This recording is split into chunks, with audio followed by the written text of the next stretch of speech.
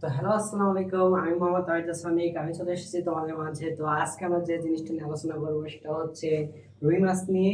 আর এইটা হচ্ছে রুই মাছের ওয়ান শট ক্লাস হবে। আশা করছি এই ক্লাসের মাধ্যমে তুমি এমসিকিউ সিকিউ মানে যা যা আছে রুই মাছ নিয়ে অল ওভার তোমার এটা নিয়ে কমপ্লিট হয়ে যাবে। তো প্রথমেই আমরা রুই মাছ নিয়ে অনেক জটিল কিছুতে যাব না। আমরা বেসিক জিনিস থেকে আলোচনা করতে করতে আস্তে আস্তে ডিপে ঢুকবো, যাতে তুমি একটার সাথে আরেকটা কানেক্টিভিটি তুমি দেখতে পারো।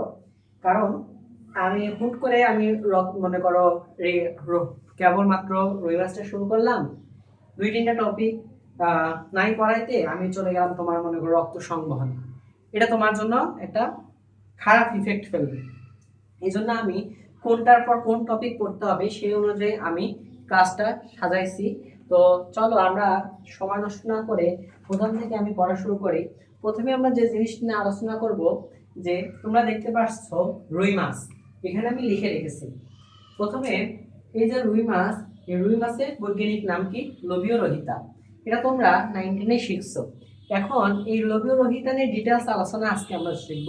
তো প্রথমে আমরা যে জিনিসটা আলোচনা করব সেটা হচ্ছে বাহ্যিক গঠন নিয়ে। প্রথমে আলোচনা করব বাহ্যিক গঠন। বাহ্যিক গঠন, তাহলে প্রথমে আলোচনা করব বাহ্যিক গঠন নিয়ে। তো বাহ্যিক গঠন নিয়ে আলোচনা করার সময় প্রথমে আমাদের মনে রাখতে হবে রুই মাছগুলোকে বলা হয়ে থাকে অ্যাক্টিনোপোটোডাইডি। তাহলে সাধারণত বলা হয়ে থাকে কি? বলা হয়ে থাকে অ্যাক্টিনোপোটোডাইডি। কেন এদেরকে অ্যাক্টিনোপোটোডাইডি বলা হয়ে থাকে? কারণ রুই মাছগুলো হচ্ছে অস্থিময়। তাহলে এরা কি? অস্থিময়। তাহলে এরা অস্থিময়, এই কারণে এদেরকে বলা হয়ে থাকে অ্যাক্টিনোপোটোডাইডি। দেখো, আমরা যখন একটা রুই মাছ রিয়েলিটি আমরা যখন খাই তখন দেখবা এদের মেরুদণ্ডে বা শরীরের অন্যান্য অংশে কিছু কাটার মতো অংশ থাকে। এগুলো হচ্ছে মাছের অস্থি। তাহলে আমরা বাহ্যিক বা প্রমাণ্য হিসেবে দেখতে পারি যে আমরা রুই মাছে কি দেখতে অস্থি দেখতে পাচ্ছি বা হাড় দেখতে পাচ্ছি, যেটাকে আমরা কাটা বলতেছি। এই কারণে এটাকে বলা হচ্ছে অ্যাক্টিনোপোটোডাইডি। এই যে মাছের যে আঁশ থাকে, তাহলে এদের আঁশ, এদের যে আঁশ থাকে এগুলো সাইক্লোয়েড ধরনের। সাইক্লোয়েড ধরনের। তাহলে এগুলো সাইক্লোয়েড ধরনের। তাহলে মাছের যে আঁশ থাকে এগুলো সাইক্লোয়েড ধরনের। এই যে এই যে আমরা মাছ একটা আঁকানো আছে, দেখো এখানে যে কিছু কিছু কিছু কিছু ছোট ছোট আছে, এগুলো হলো মাছের আইস। মাছের আইসগুলো দেখতে সাইক্লোয়েড ধরনের। আমরা যখন আইস পড়বো, মাছের আইস নিয়ে আলাদা একটা টপিক পড়বো, তখন আমরা এই আইস নিয়ে বা সাইক্লোয়েড নিয়ে আমরা বিস্তারিত জানবো। যেহেতু আমাদের বাহ্যিক আলোচনা, টপিকের নামই লেখা আছে, তো আমরা আগে বাহ্যিক আলোচনা করে নিই। এখন আমাদেরকে জানতে হবে মাছের কিছু অংশ। যেমন এই যে আমাদের এইটুকু অংশ, এই যে এটা হচ্ছে মাথা। মাথা, এই যে এইটুকু অংশ এটা হচ্ছে লেজ। তাহলে মাথা, লেজ, আর মাঝখানে যে অংশ সেটাকে বলা হচ্ছে দেহ বা দেহাংশ। তাহলে এই যে এটা হচ্ছে কি? এটা হচ্ছে দেহ। তাহলে এটা হচ্ছে দেহ, তাহলে এটা মাথা, এটা দেহাংশ, এটা লেজ। এখন মাছের যে পাখনাগুলো থাকে, প্রথমে আমরা দেখি পাখনা। মাছের যে পাখনা থাকে, পাখনা, তাহলে তিন জোড়া, তিনটি বা তিন ধরনের পাখনা জোড়াবিহীন। তাহলে তিন ধরনের পাখনা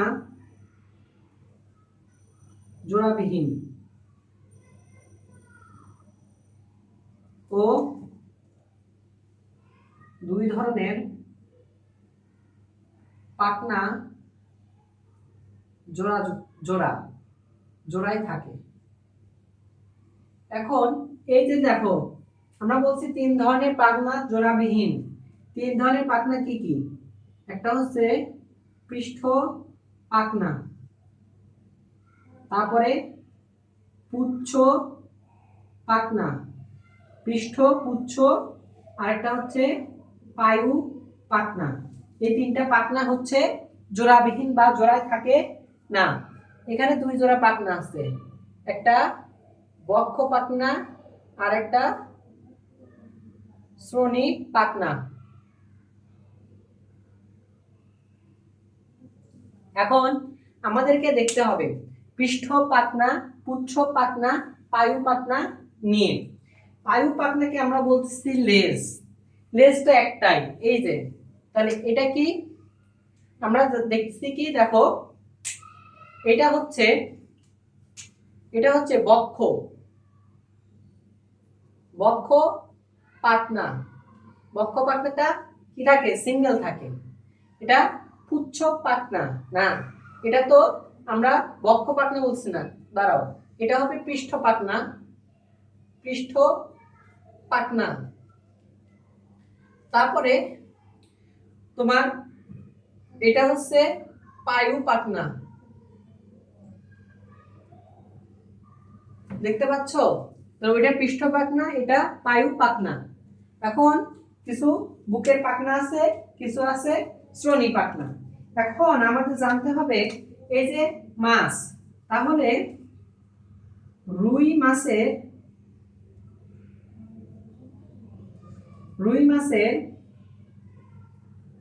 দাঁতের পরিবর্তে থাকে কর্তন আল। দাঁতের পরিবর্তে থাকে কর্তন আল। কর্তন আল কি করে, মানে কাটতে সাহায্য করে। তাহলে কর্তন আল সাধারণত কাটতে সাহায্য করে। আর এই যে রুই মাছের খাবার, তাহলে রুই মাছের খাবার নরম জলজ উদ্ভিদ। রুই মাছের খাবার হলো নরম জলজ উদ্ভিদ। আবার আমাদের জানতে হবে রুই মাছটা 14 ডিগ্রি সেলসিয়াস নিচে বাঁচতে পারে না, ইম্পর্টেন্ট পয়েন্ট। তাহলে 14 ডিগ্রি সেলসিয়াস তাপমাত্রার নিচে বাঁচতে পারে না। তাহলে 14 ডিগ্রি সেলসিয়াস তাপমাত্রার নিচে বাঁচতে পারে না। এদের প্রজনন আরেকটা আছে, যে এদের প্রজনন তাপমাত্রা 24 ডিগ্রি সেলসিয়াস থেকে 28 ডিগ্রি সেলসিয়াস হয়ে থাকে। আরো কিছু টপিক আছে, যেমন এদের সাধারণত কি থাকে, এদের ফুলকা রেকার থাকে। তাহলে এদের কি থাকে, ফুলকা রেকার থাকে, ফুলকা রেকার। এই যে ফুলকা রেকার, এই ফুলকা রেকার কি কাজ করে? এই ফুলকা রেকার সাধারণত কি করে, এই যে এই ফুলকা রেকার গুলো দেখতে সূক্ষ্ম চুলের মতো। কিসের মতো? তোমাকে মনে রাখতে হবে, সূক্ষ্ম চুলের মতো।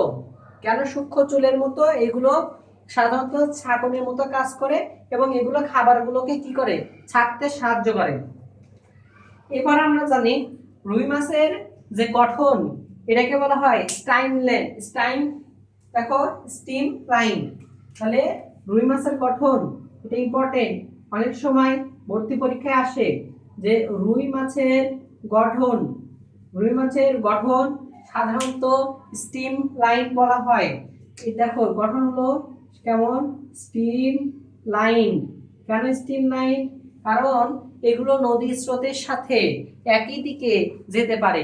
ধরো স্রোত একদিকে বইছে, মাছটা তার বিপরীত দিকে রয়েছে, কিন্তু মাছটা ঠিক ওই স্রোতের একই দিকে যেতে পারে।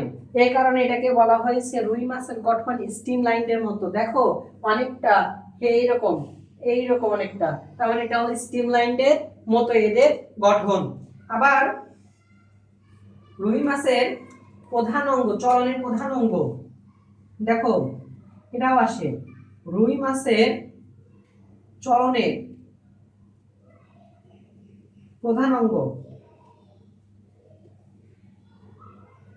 অঙ্গ সাধারণত হচ্ছে লেজ। প্রধান অঙ্গ লেজ। কেন লেজ? কারণ এই লেজের মাধ্যমে সাধারণত চলতে সাহায্য করে। তুমি একটা জিনিস দেখবা, এই লেজটা সাধারণত এগুলো সাধারণত হোমোফিলিক, এগুলো সাধারণত হোমোফিলিক বা হোমো সার্কাল, এগুলো সাধারণত হোমো সার্কাল ধরনের। কেন হোমো? দেখতে পাবা এই দেখো, দেখো মাছের পাখনাটা অনেকটা এরকম আছে। ধরো এই যে মাছ, এই যে মাছ, মাছের পাখনাটা অনেকটা এরকম করা, তারপরে এরকম করা।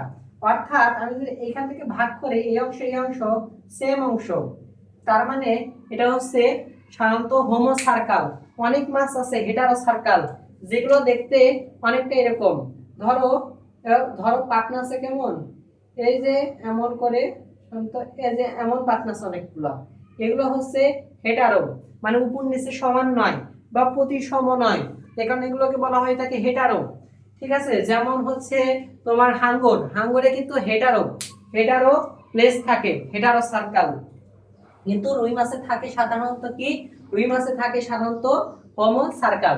আচ্ছা, এখন যদি তোমার কলেজের কোনো সিকিউ অফ কোশ্চেনে আসে রুই মাছের বাহ্যিক গঠন বর্ণনা করো গ নম্বরে, তাহলে তুমি এরকম একটা রুই মাছের চিত্র দিয়ে বলবা রুই মাছের দেহ থাকে তিনটা অংশ, মাথা, দেহ, লেজ।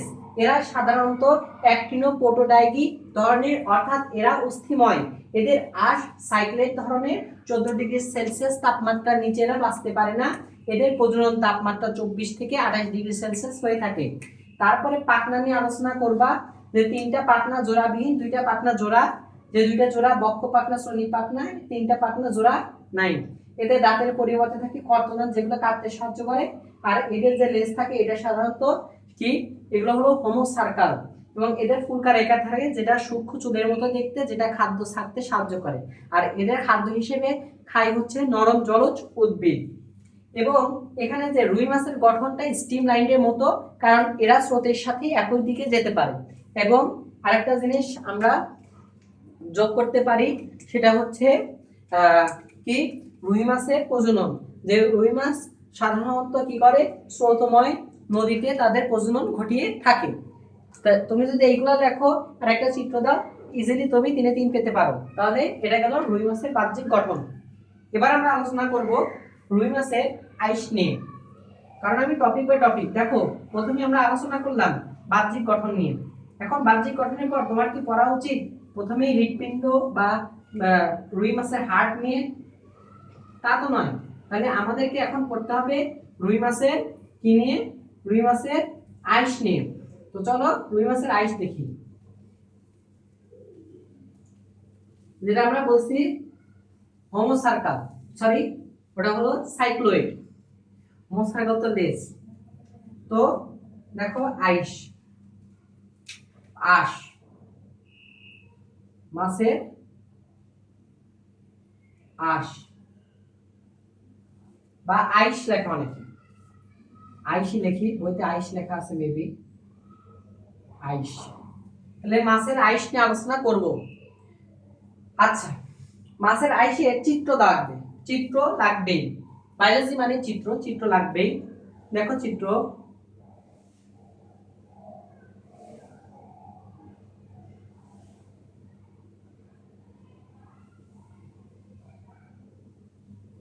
দেখো এই মাঝখানে একটা কেন্দ্র থাকে এরকম,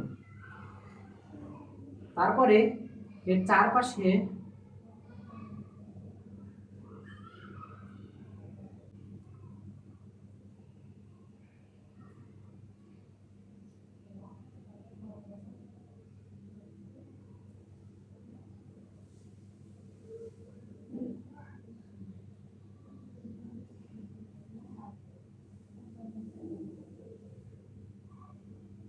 এরকম অংশ থাকে, কিছু রঙিন অংশ থাকে, কিছু রঙিন অংশ থাকে।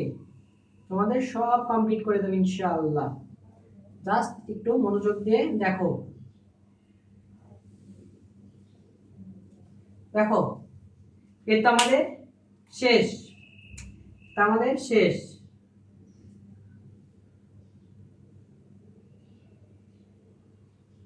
এটা আমাদের শেষ।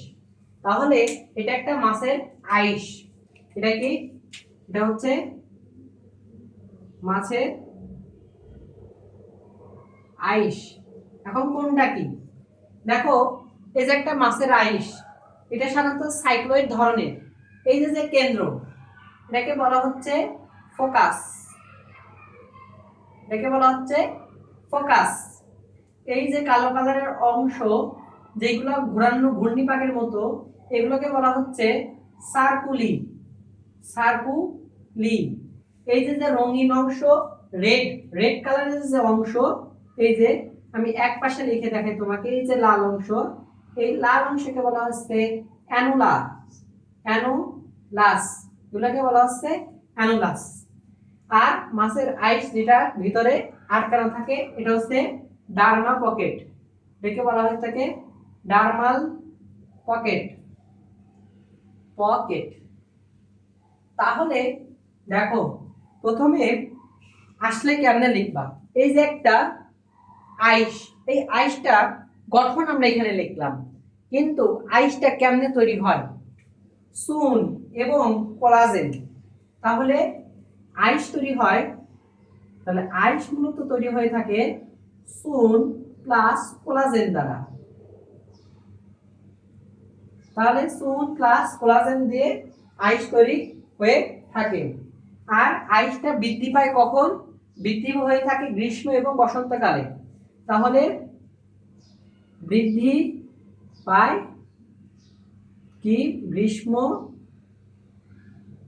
ও বসন্ত কালে। তাহলে ধরো পরীক্ষায় আসলো যে মাছের আইসের গঠন বর্ণনা করো, তাহলে তুমি লিখবা যে রুই মাছের আইস সাইক্লোয়েড ধরনের। আচ্ছা, এই টপিকটা আগে লিখে নেই এখানে, যে এরা সাধারণত এরা কি সাইক্লোয়েড, এরা সাইক্লোয়েড ধরনের।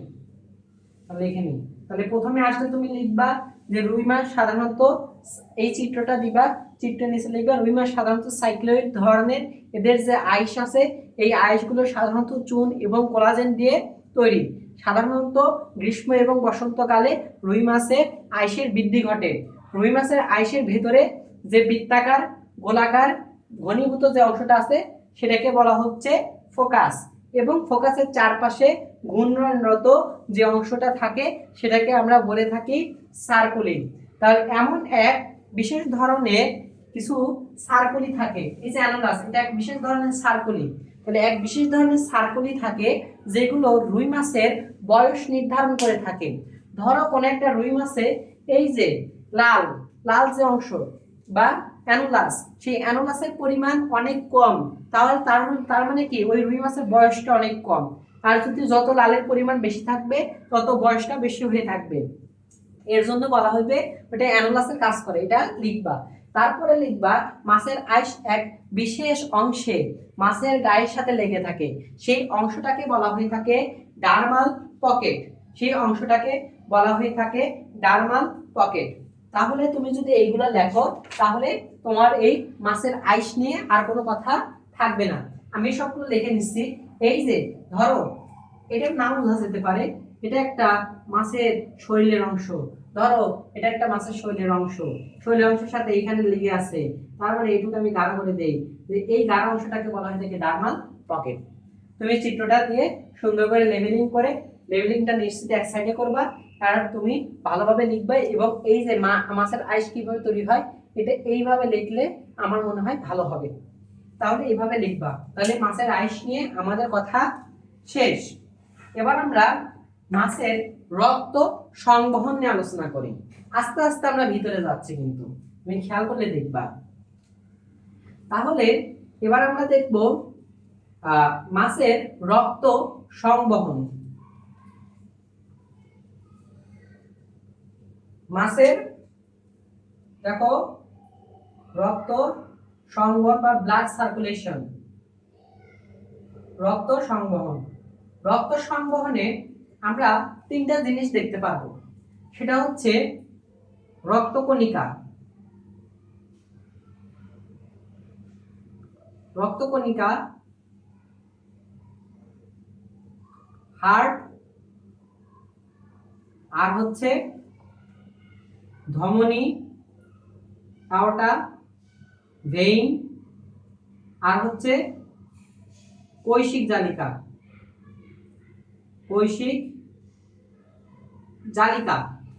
এখন রক্তকণিকা নিয়ে যদি আমরা আলোচনা করতে গেলে আমরা পাবো কয়েকটা জিনিস, আরবিসি, ডাব্লিউবিসি পাবো। এখানে এই যে প্লাটিলেট, প্লাটিলেট আমরা জানি রক্তকণিকার ভিতর তিনটে উপাদান থাকে, আরবিসি, ডাব্লিউবিসি, প্লাটিলেট, অর্থাৎ লোহিত রক্তকণিকা, শ্বেত রক্তকণিকা, অনুচক্রিকা। কিন্তু তোমাকে বিশেষভাবে মনে রাখতে হবে যে এই যে রুই মাছে অনুচক্রিকা থাকে না, মানে রুই মাছে অনুচক্রিকা থাকে না। আচ্ছা, আমি এটা মুছে দিই, যেহেতু রুই মাছে অনুচক্রিকা থাকে না। আমরা প্রথমত আরবিসি এবং ডাব্লিউবিসি নিয়ে চলো আলোচনা করি। প্রথমে যদি আরবিসি নিয়ে আলোচনা করি, তার মানে এই যে আরবিসি নিয়ে দেখো কি আসে।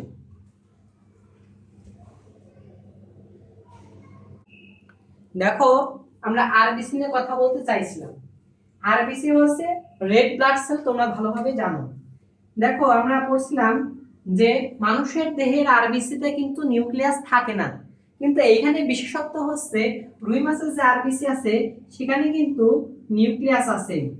সেখানে কি আছে? নিউক্লিয়াস আছে। তাহলে মানুষের যে আরবিসি সেখানে কি আছে? নিউক্লিয়াস আছে। এখন এই যে নিউক্লিয়াস আছে, এখানে হিমোগ্লোবিন থাকে, যার ফলে হিমোগ্লোবিন থাকে অন্য জিনিসের মতো, এখানে কি থাকে? হিমোগ্লোবিন থাকে, যেটাকে বলা হয়ে থাকে হিমোগ্লোবিন। তাহলে হিমোগ্লোবিন থাকে, তার মানে হিমোগ্লোবিন থাকে, যার ফলে রক্তের রং কি হয়ে থাকে? লাল হয়ে থাকে। এটা তোমাকে মাথায় মনে রাখতে হবে। তাহলে রক্তে হিমোগ্লোবিন থাকে। এখন আমাদের আরবিসি নিয়ে কিন্তু আমরা আলোচনা করলাম, এবার আমাকে দেখতে হবে ডাব্লিউবিসি।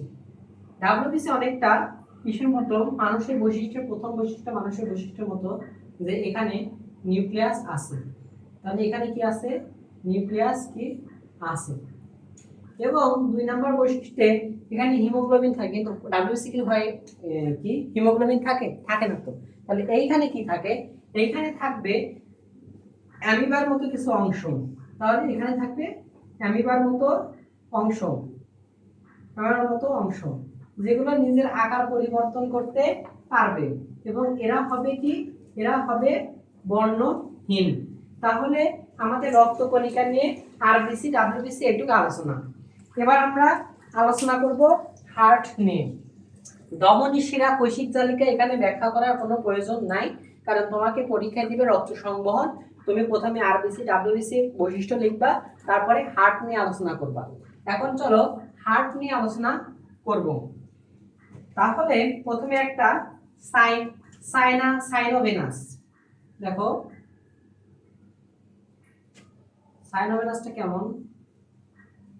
এরকম একটা অংশ থাকে, এটাকে সাইনাস ভেনাসাস বলা হয়ে থাকে। এটাকে বলা হয়ে থাকে সাইনাস ভেনাসাস। দেখো এরকম একটা অংশ।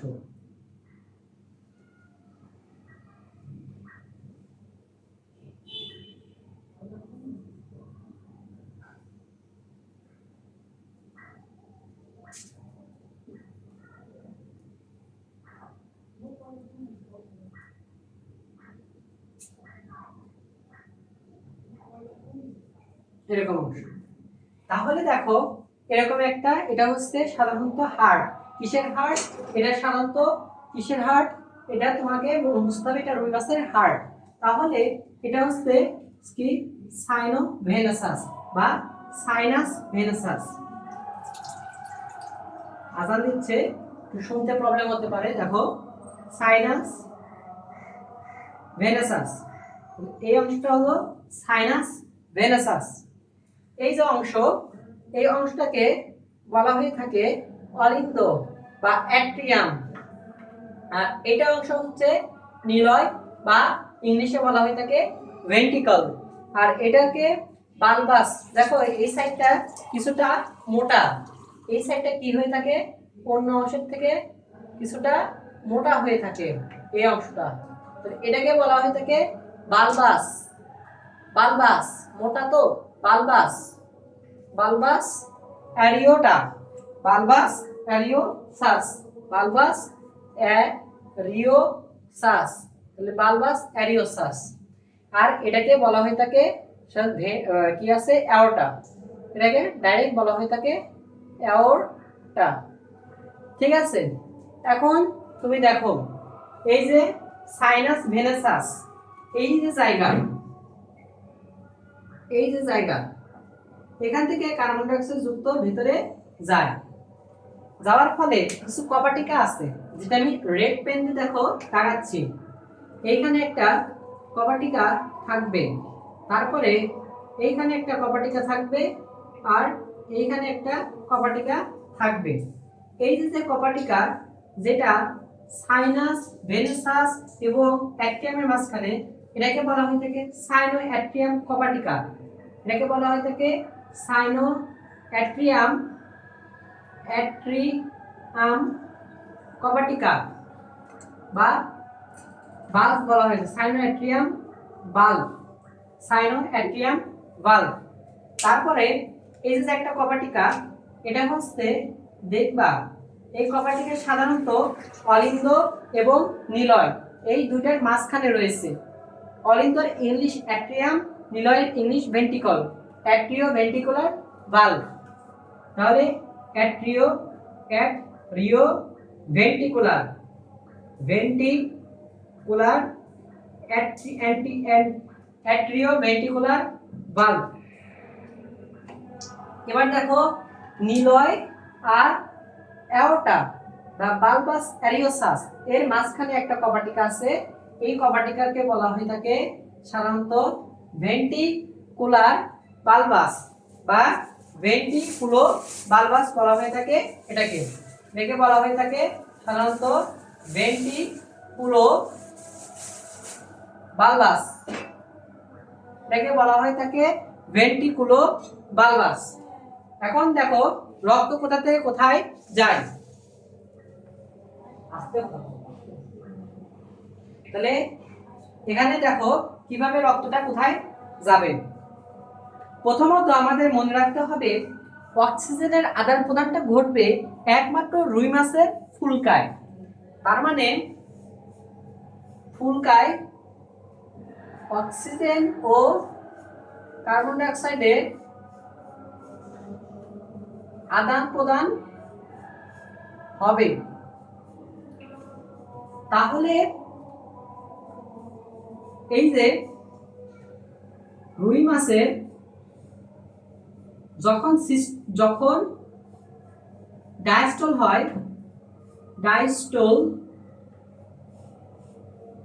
হয় তখন রক্ত, ডায়াস্টল হয় তখন রক্ত কিসে যায়, হার্টে যায়। তখন রক্ত হার্ট এ যায় এবং সিস্টোলে ফুলকায় যায়।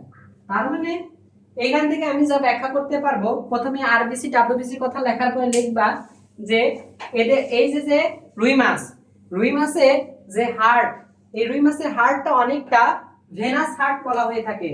তাহলে এটা অনেকটা কি হার্ট, এটাকে বলা হয়ে থাকে ভেনাস হার্ট।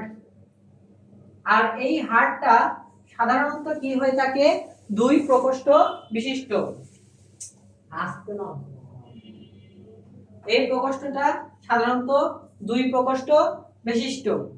কারণ কি, এখানে একটা মাত্র অলিন্দ, একটা মাত্র নিলয় আছে, কিন্তু মানুষের দেহে আছে চার প্রকোষ্ঠ বিশিষ্ট, যেখানে দুইটা অলিন্দ দুইটা নিলয় থাকে। কিন্তু এখানে আমরা দেখতে পাচ্ছি একটা অলিন্দ একটা নিলয়, যার ফলে এরা দুই প্রকোষ্ঠ বিশিষ্ট এবং এখানে শুধু কার্বন ডাই অক্সাইড যুক্ত রক্তই যায়।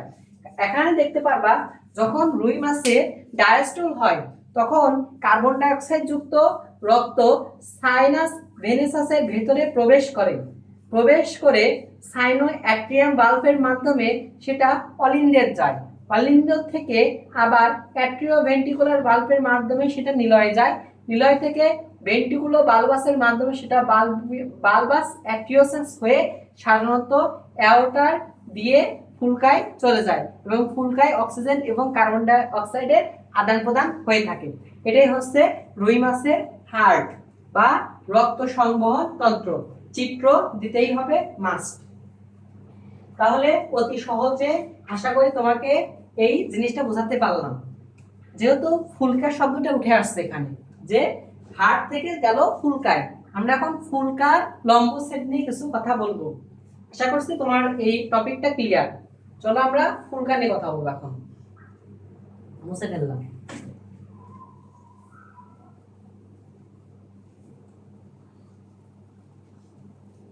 দেখো, ফুলকার সূত্রক লম্ব ছেদ। ফুলকা ফুলকা সূত্রক লম্ব ছেদ। তাহলে ফুলকা সূত্রক লম্ব ছেদ, এইখানে চিত্র দিতে হবে। তুমি একটা কাজ করতে পারো, এইখানে তুমি ডাব্লিউ লিখতে পারো। ডাব্লিউ লেখার পরে দুই পাশে দুইটা একইভাবে দাগ দিবা, দুই পাশে দুইটা একইভাবে দাগ দিবা, নিচে একটা ফোঁটা দিবা, এটা সহ সহ একটা ফোঁটা দিবা এবং এইটা এখান থেকে এনে এখানে মিলাইয়া দিবা, আর এইটা এখান থেকে এনে এখানে মিলাইয়া দিবা। তাহলে এটা একটা কি হয়ে গেল? ফুলকা আকৃতি হয়ে গেল। ফুলকা আকৃতি হয়ে গেল। এবার দেখো, এইখানে একটা, এখানে একটা, এগুলো সাধারণত এইভাবে এইভাবে এইভাবে এইভাবে এইভাবে পেঁচানো, এটাও এইভাবে এইভাবে এইভাবে পেঁচানো। তাহলে এরকম পেঁচানো কিছু অংশ আছে। এবার এইখানে থাকে হচ্ছে এরকম এবং এটা নিচে থাকে এরকম। এইখানে সাধারণত একটা এরকম একটা অংশ থাকে, এরকম কিছু একটা অংশ থাকে। ঠিক আছে, এরকম একটা অংশ থাকে। এইখান থেকে এরকম এরকম বলে না বললেও এই জায়গায় এসে, অর্থাৎ দেখো এইখানে এসে অনেকটা এইরকম হয়ে এরকম এরকম অংশ থাকে। এটাকে আর্চ, আর এই পাশে থাকে একটা রেখারের মতো অংশ।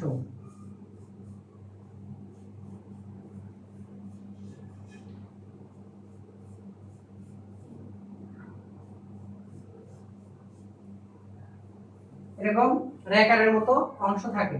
তাহলে এটা হচ্ছে কি? ফুলকা। এখন যদি আমি দেখি, এটা হচ্ছে ফুলকা ল্যামিনা। এটা কি? এটা হচ্ছে অন্তর্বাহী রক্ত কণিকা, অন্তর্বাহী রক্তবাহিকা, অন্তর্বাহী রক্তবাহিকা। এটা বহির্বাহী রক্তবাহিকা। তারপরে এই যে এটা কি? ফুলকা রেকার অথবা অনেকে রেকারও বলে থাকে। এই যে অংশ, এটাকে বলা হয়ে থাকে সাধারণত অন্তঃবিচ্ছেদকারী, বা এটাকে বলা হয়ে থাকে আন্তঃফুলকা ব্যবদায়ক। আন্তঃফুলকা ব্যবদায়ক, আন্তঃফুলকা ব্যবদায়ক। ঠিক আছে, তাহলে তুমি এই চিত্রটা দিবা। দেওয়ার পরে এই যে একটা অংশ, এটাকে বলা হয় থাকে ফুলকা আর্চ, এটাকে বলা হয় থাকে ফুলকা আর্চ। তাহলে এখন দেখো, এই যে একটা যে ফুলকা, চিত্রটা দিবা, সবগুলো আইডেন্টিফাই করে লিখবা। লেখার পরে এখন কি লিখবা সেটা দেখো। আমি তোমাকে বলছি আগে চিত্রটা ভালোভাবে তুলে নাও।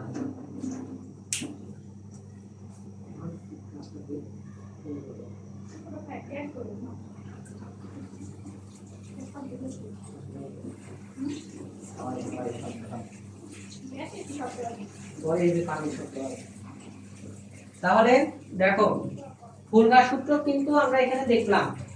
এখন আমরা তো বললাম এখন আমরা কি কি লিখতে পারি। ফুলকা সূত্র, ফুলকাগুলো দেখতে অনেকটা চিরুনির মতো। তো প্রত্যেকটা ফুলকা ল্যামিনি দেখতে কেমন, ফুলকাগুলো দেখতে, তাহলে এগুলো পয়েন্ট লিখবা। ফুলকা দেখতে ল্যামিনির মতো, ল্যামিনির মতো, ফুলকা দেখতে কিসের মতো, ল্যামিনির মতো। কানকো দিয়ে ঢাকা থাকে, কি দিয়ে, কানকো, কানকো দিয়ে কি থাকে, ঢাকা থাকে, কানকো দিয়ে ঢাকা থাকে। তারপরে ফুলকা দেখতে ল্যামিনির মতো কানকো দিয়ে ঢাকা থাকে এবং এরা কি হয়ে থাকে, উভয় পার্শ্ব একই, এদের উভয় পার্শ্ব, উভয় পার্শ্ব একই। তারপরে এই যে ফুলকা আর্টস বা ফুলকা রেখার, এটা সাধারণত খাদ্য পরিষ্কার বা ছাকন, পরিষ্কার অথবা ছাকন, ছাকনে কি করে, সহায়তা করে। তারপরে এই যে ফুলকা ব্যবধায়ক, এটা পাশাপাশি অবস্থিত দুইটা ফুলকা ল্যামিনাকে আলাদা করে রাখে। তারপরে তুমি লিখতে পারো যে একটা রুই মাছে ফুলকা থাকে 4টা বা 2 জোড়া ফুলকা থাকে। কয় জোড়া, 2 জোড়া। এক পাশে 2টা, এই পাশে 2টা, মোট 2 জোড়া ফুলকা থাকে বা 4টা ফুলকা থাকে। কয়টা, 4টা, 4টা ফুলকা থাকে। ঠিক আছে, তাহলে এক একটা ফুলকাতে 2 সারি ফুলকা ল্যামিনি থাকে। তার মানে কি, 2 সারি ফুলকা ল্যামিনি বা ল্যামিনা থাকে। তাহলে তুমি প্রথমে ফুলকার চিত্রটা দিবা, তারপর দেখবা রুই মাছ সাধারণত 4টি ফুলকা থাকে, যার এক একটি ফুলকাতে 2 সারি ফুলকা ল্যামিনি থাকে। ফুলকা দেখতে সাধারণত কিসের মতো, চিরুনির মতো, কিসের মতো, চিরুনি, চিরুনি, তাহলে চিরুনির মতো, যে এর উভয় পার্শ্ব কি হয়ে থাকে, একই হয়ে থাকে।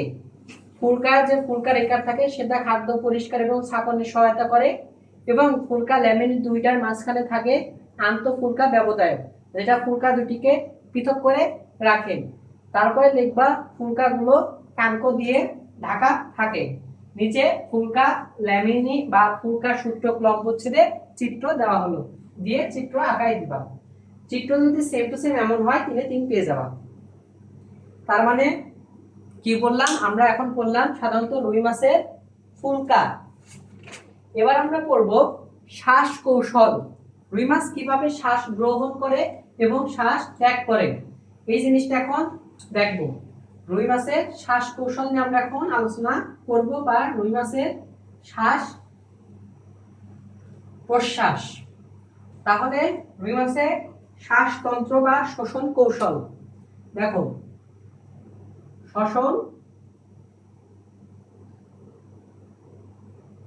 কৌশল। এখন রুই মাছের শ্বসন কৌশল, রুই মাছের শ্বসন কৌশলটা কেমন। রুই মাছের শ্বসন কৌশলের জন্য তোমাকে জানতে হবে যে এখানে কি থাকবে, একটা কপাটিকা থাকবে, অনেকটা এরকম, একটু মোটা করে আঁকাই, একটা কপাটিকা থাকবে। ধরো এই পার্শ্বটা থাকবে এমন এবং এই পার্শ্বটা থাকবে সাধারণত অনেকটা এরকম, অনেকটা এরকম থাকবে। এখন এই যে কানকো, তাহলে কানকো কেমন হয়ে থাকে, কানকো হয়ে থাকে অনেকটা এরকম,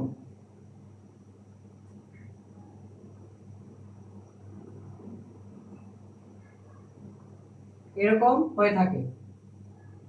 দেন মুখের সাইডটা, মুখের সাইডটা অনেকটা এরকম হয়ে থাকে।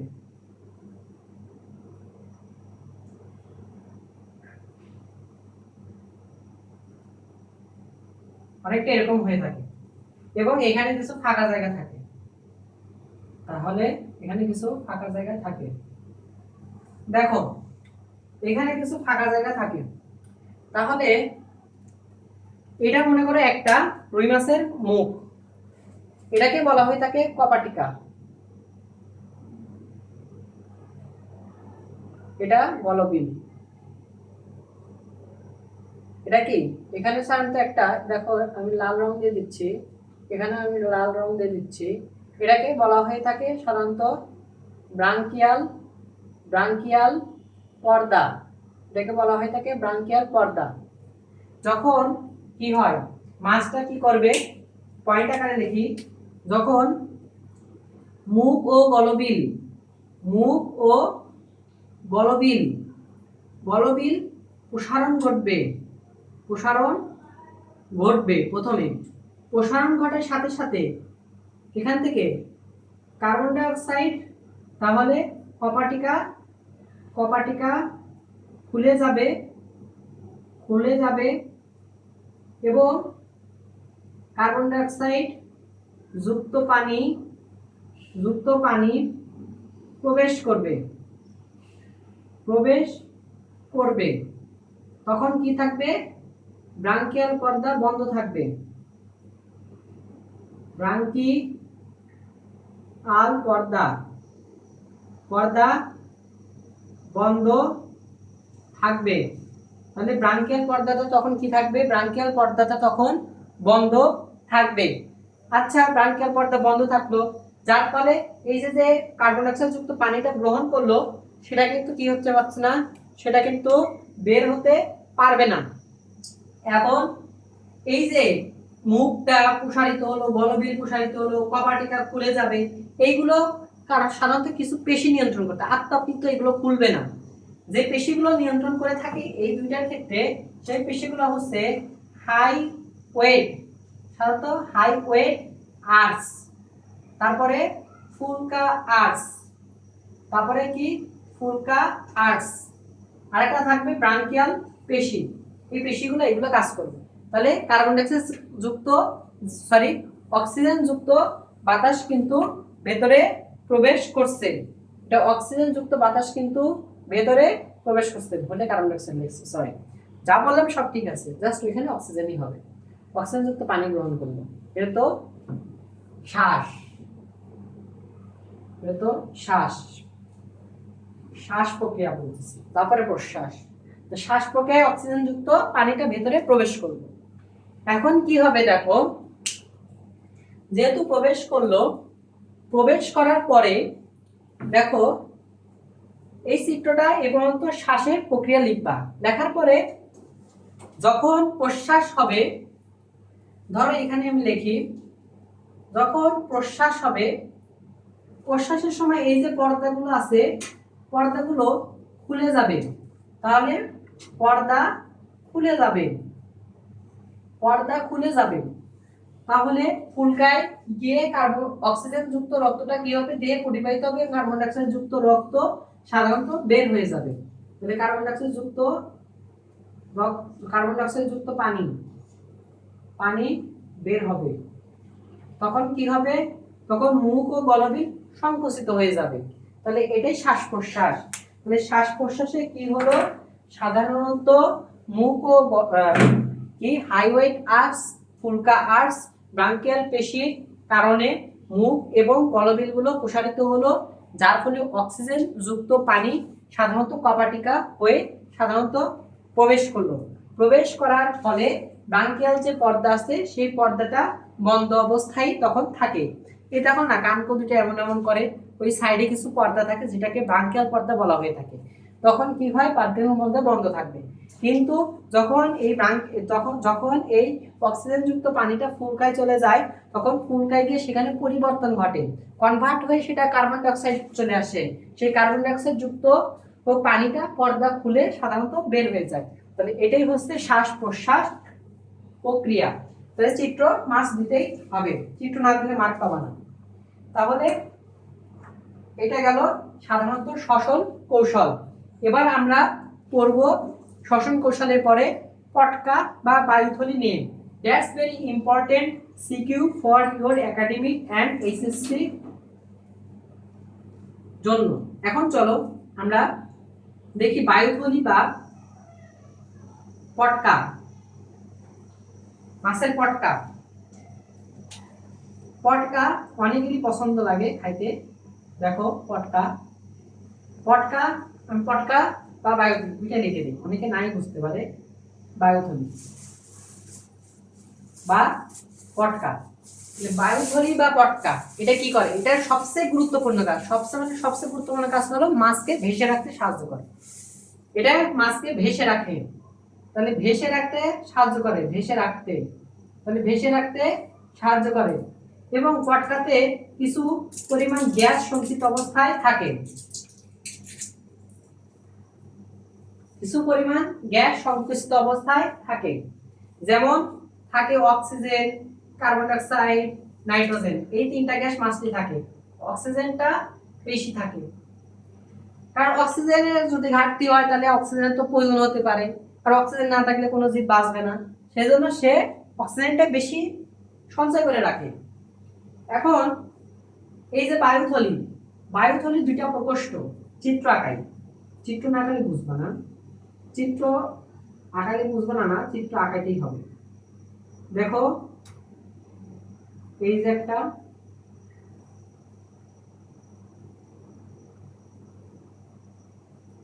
এই যে একটা, এই দুইটা এই। এখন দেখো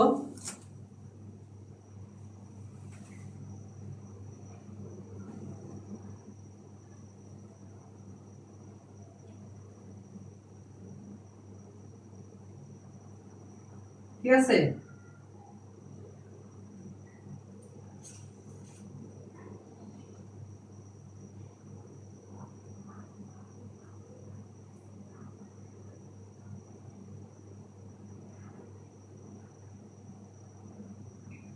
দেখো এরকম কিছু অংশ আছে।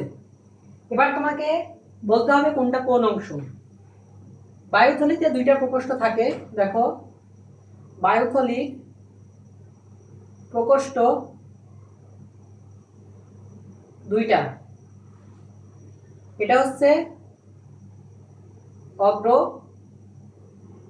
পশ্চাৎ প্রকোষ্ঠ। তার মানে এটা অগ্র প্রকোষ্ঠ, এটা পশ্চাৎ প্রকোষ্ঠ। এখন দেখো এই যে অগ্র প্রকোষ্ঠ আকারে ছোট হয়ে থাকে, পশ্চাৎ প্রকোষ্ঠটা আকারে বড় হয়ে থাকে। এবং এটা এটা সাধারণত কি, এটা সাধারণত একটা অন্ন নালী। এটা কি, এটা একটা অন্ন নালী। আর অন্ন নালী এবং বায়ুথলির মাঝখানে যে একটা নালী আছে সংযোগকারী নালী, সেটাকে বলা হয় নিউমেটিক নালিকা। তাহলে এই যে এটাকে বলা হয় নিউমেটিক, নিউমেটিক নালিকা, নিউমেটিক নালিকা, যেটা বায়ুথলি প্লাস অন্ননালীকে কানেকশন দিচ্ছে, নিউমেটিক নালিকা। এইখানে কিছু লাল রঙের কিছু কি থাকে, লাল রঙের কিছু গ্রাস গ্রন্থি থাকে, যেটাকে বলা হয়ে থাকে রেটিয়া, কি বলা হয়ে থাকে, রেটিয়া মিরাবিলিয়া, রেটিয়া মিরাবিলিয়া বলা হয়ে থাকে। এগুলাকে বলা হয়ে থাকে রেটিয়া মিরাবিলিয়া, রেটিয়া মিরাবিলিয়া, যাদের কি থাকে না, নিউমেটিক নালিকা থাকে না। দেখো যাদের নিউমেটিক নালিকা থাকে না, নিউমেটিক নালী, আচ্ছা থাকে লিখে আগে, থাকে, তারা হচ্ছে ফাইসোস্টোমাস। আর যাদের নিউমেটিক নালী থাকে না, সেটা হচ্ছে সেটা কি ফাইসোক্লিস্টাস, ফাইসোক্লিস্টাস। তারপরে রক্ত কি করে, এই যে বায়ুথলি আছে, বায়ুথলি কিছু ছোট ছোট কিসের সাথে যুক্ত থাকে, অণু, সাধারণত কি অন্তঃকর্ণের মাধ্যমে।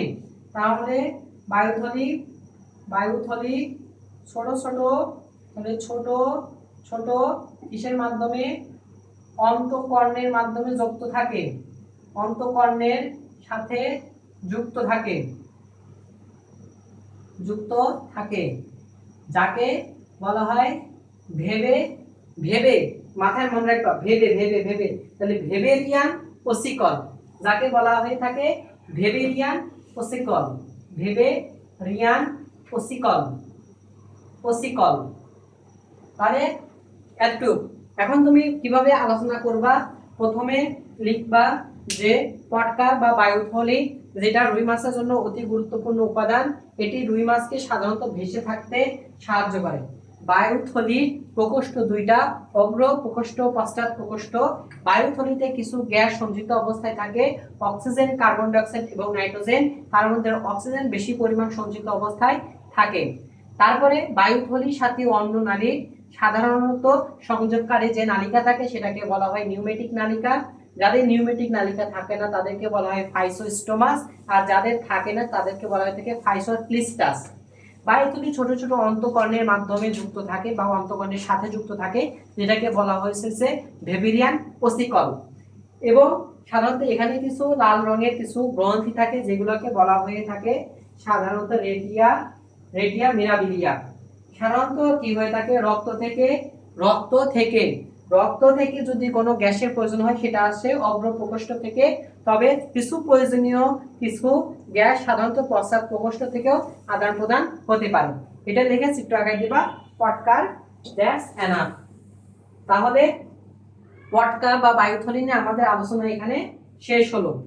শেষ হওয়ার মাধ্যমে আমাদের এখন 3 নম্বর যে জিনিসটা, আর দুইটা টপিক আছে তাই আমাদের শেষ, একটা রুই মাছের ধমনী তন্ত্র আর একটা রুই মাছের কি আছে, প্রজনন আছে। এই দুইটা পড়লেই আমাদের শেষ হবে। চলো আমরা এখন পড়ব রুই মাছের ধমনী তন্ত্র। That's not for important, but আমাদের পড়তে হবে, কিছু হলেও জানতে হবে ধমনী তন্ত্র নিয়ে। যদি আমি ধমনী তন্ত্র নিয়ে তোমাকে আলোচনা করতে চাই, মুখে আলোচনা করা যেতে পারে। যেমন রুই মাছের যে ধমনী তন্ত্র, এই ধমনী তন্ত্র সাধারণত দুইটা, একটা অন্তর্বাহী ব্রাঙ্কিয়াল ধমনী, দুই বহির্বাহী ব্রাঙ্কিয়াল ধমনী। অন্তর্বাহী যেটা ব্রাঙ্কিয়াল ধমনী সেটা কি করে, অন্তর মানে রক্তগুলোকে ফুলকায় নিয়ে আসে, আর যেটা বহির্বাহী সেটা কি করে, রক্তগুলোকে ফুলকা থেকে বের করে আনে। তাহলে দুইটা দুইটা কি আছে, নালিকা বা কি আছে, ওটাকে বলা হয় থাকে ধমনী আছে। এখন এই যে ধমনী, সেখানে কিছু ডার্মাল কি আছে, ডার্মাল অ্যাওর্টা আছে, কিছু আছে ল্যাটেরাল অ্যাওর্টা, আবার কিছু আছে কি সাব মিউকাস, তারপর ওটাকে বলা হয়ে থাকে কি যে সাবকিউলাস সেফালিকাস, কিছু অ্যাওর্টা আছে। এই অ্যাওর্টা অনেক গুরুত্বপূর্ণ কাজ করে থাকে। যেমন প্যারাইটাল অ্যাওর্টা, প্যারাইটাল অ্যাওর্টা সাধারণত দেহ প্রাচীর গঠনে কাজ করে। কর্ডাল অ্যাওর্টা সাধারণত লেজের জন্য। তারপরে আছে সাধারণত কার্ডিয়াল অ্যাওর্টা আছে না, কার্ডিয়াল, সাবক্লাডিয়াল, এটা হচ্ছে বক্ষ অস্থি চক্রে গুরুত্বপূর্ণ ভূমিকা পালন করে থাকে। আবার আছে সিলিয়াকো মেসেন্টরিক অ্যাওর্টা, যেটা পাকস্থলী, অন্ত্র, যকৃৎ এগুলোতে রক্ত সংবহনে গুরুত্বপূর্ণ ভূমিকা পালন করে থাকে। এটা রক্ত ধমনী তন্ত্র নিয়ে আলোচনা। এটা সাধারণত খ নাম্বার মার্কে বেশি আসে, তবে এগুলো সাধারণত বড় প্রশ্নে দেয় না। আমরা লাস্ট যে টপিকটা এখন পড়ব, এটার মাধ্যমে আমরা আজকে ওয়ান শট ক্লাসটা শেষ করব, সেটা হচ্ছে তোমার প্রজনন। That's important for HSC or academic or admission। দেখো প্রজনন, প্রজনন তন্ত্র বা কি বলা হয়, রিপ্রোডাক্টিভ সিস্টেম। তাহলে এটার ইংলিশ নাম হচ্ছে রিপ্রোডাক্টিভ সিস্টেম, রিপ্রোডাক্টিভ সিস্টেম। তাহলে রিপ্রোডাক্টিভ সিস্টেম, এখানে রিপ্রোডাক্টিভ সিস্টেমের জন্য দরকার দুইটা জিনিস, একটা পুংজনন কোষ, স্ত্রী জনন কোষ। দেখো দেখো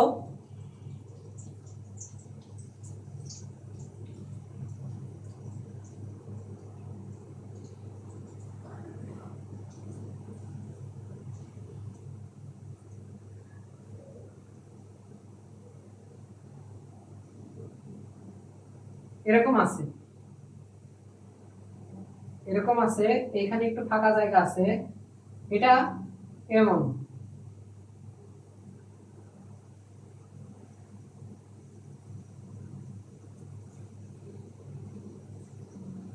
এমন, তাহলে এইখানে কিছু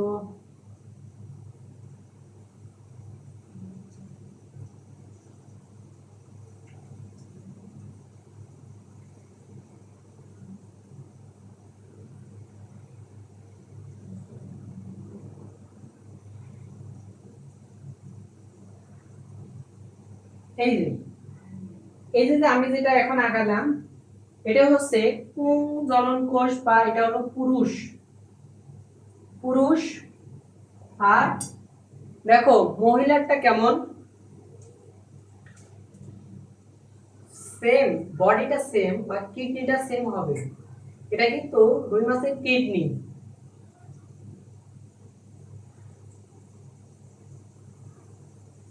এটা কিন্তু রুই মাছের কিডনি।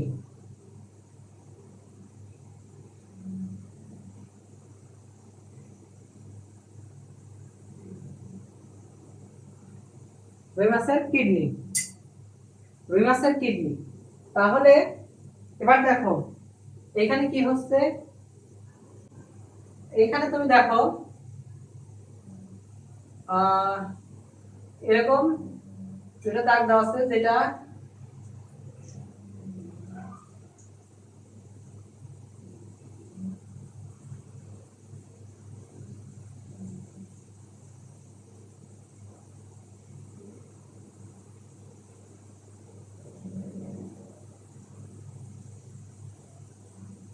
এরকম আছে।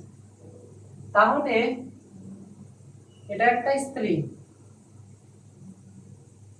তাহলে এটা একটা স্ত্রী, চিত্রটা ভালোভাবে আঁকাও, এটা একটা স্ত্রী, স্ত্রী রুই মাছ ভালোভাবে আঁকাও। তাহলে দেখো পুরুষ এবং স্ত্রী আঁকাইলাম, এখন কোনটা কি এটা নিয়ে আলোচনা করা যেতেই পারে।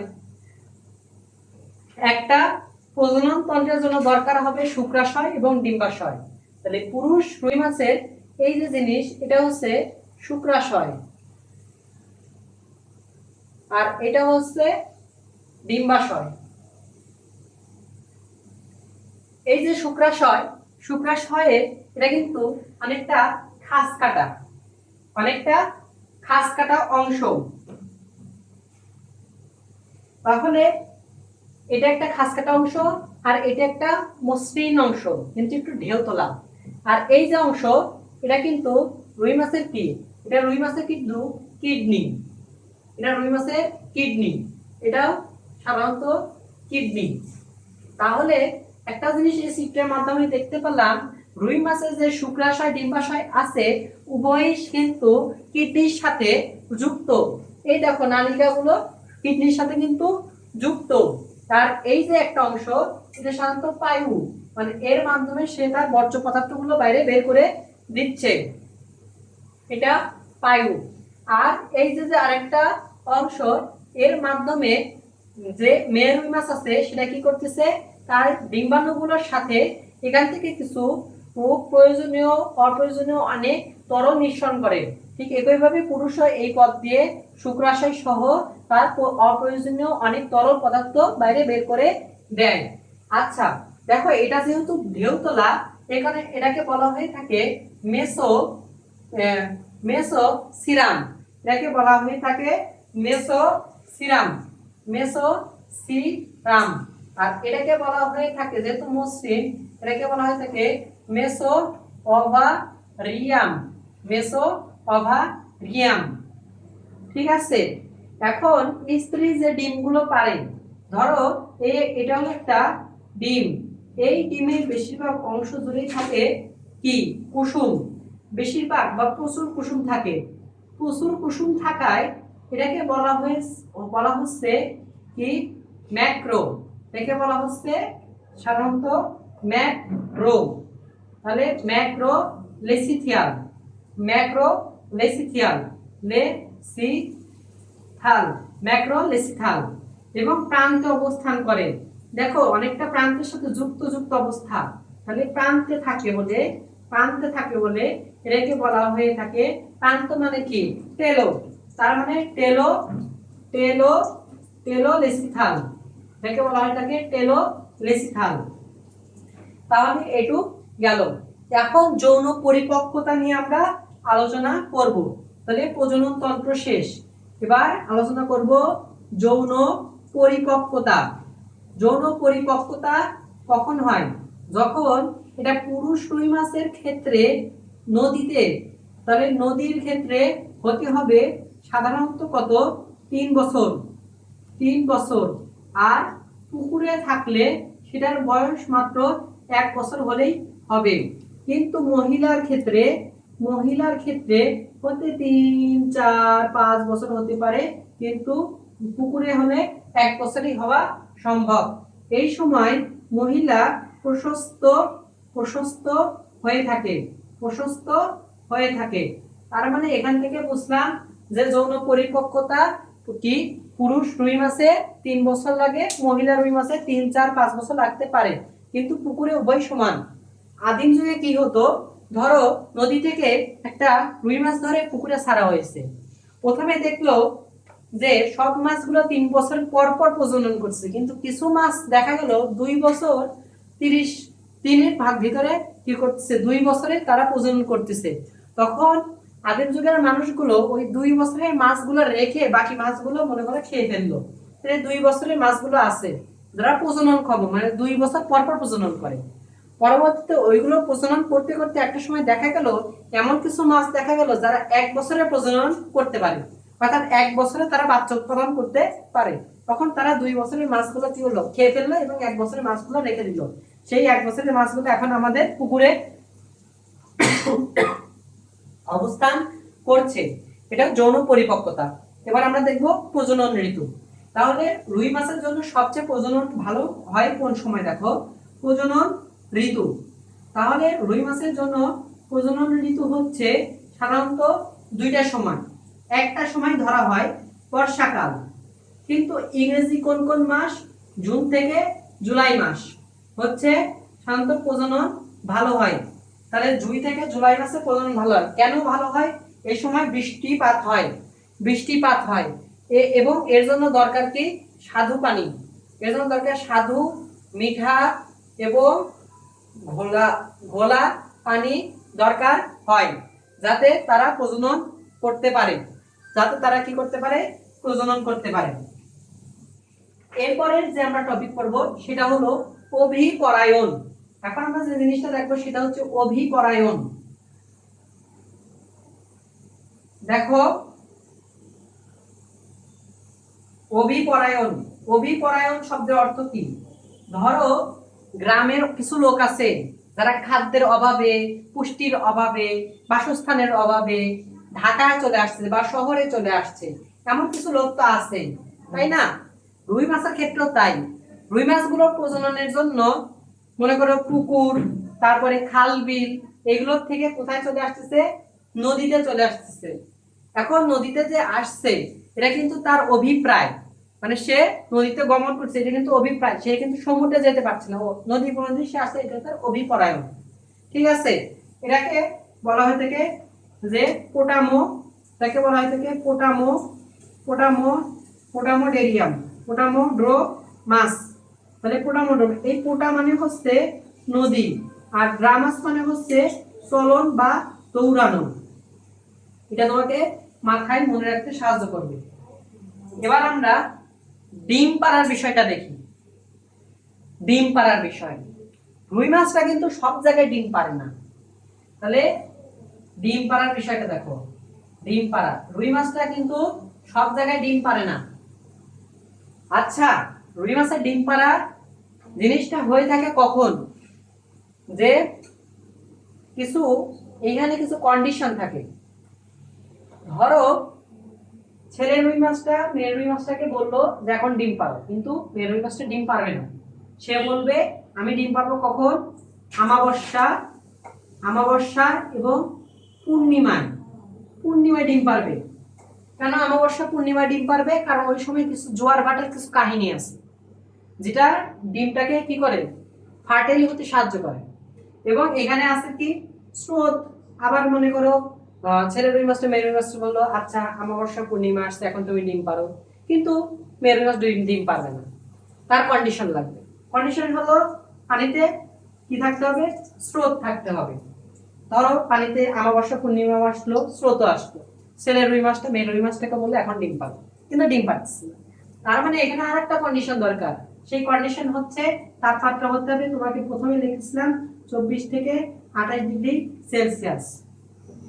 আচ্ছা 24 থেকে 28 ডিগ্রি সেলসিয়াস তাপমাত্রা আছে, তারপরেও কিন্তু মেয়ে রুই মাছটা ডিম পারছে না। এখন তার কি দরকার?